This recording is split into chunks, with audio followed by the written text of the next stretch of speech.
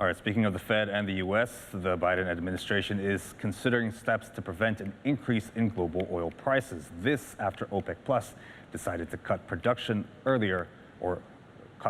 last week. Now, as White House Bureau Chief Patsy Widakuswara reports, rising gas prices is bad news for President Joe Biden and his Democratic Party ahead of November's midterm elections. With Democrats hoping to cling to control of Congress, the Biden administration was having some success in keeping gas prices in check, down by more than $1 per gallon from earlier this year, despite the war in Ukraine driving up the price of oil. But that was before this week's decision by OPEC Plus to cut oil production by 2 million barrels a day starting next month, a move President Joe Biden called short-sighted.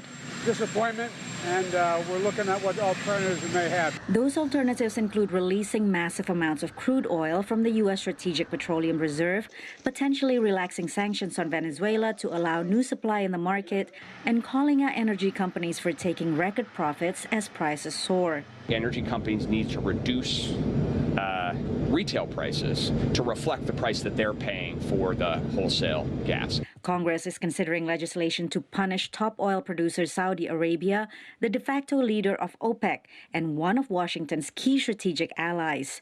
Observers say the relationship with Riyadh goes beyond oil. Whether they look at sort of legal implications for the OPEC cartel and sort of how to break that, but also has to consider and think through very carefully what the relationship going forward with Saudi Arabia looks like, given that the United States is a significant arms provider to Saudi Arabia.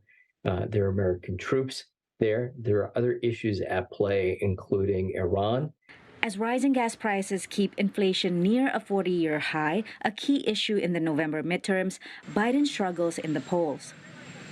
Looking back over the last 60 years, we do see that a president with about a 40% approval rating like President Biden is currently, his party's never won more seats than they currently had in a midterm election. Indeed, on average, they lose about 30 seats. The White House has not confirmed it is considering a ban on exports of American gas, a measure the oil industry says would disrupt global energy markets. Patsy Widakuswara, VOA News, Washington.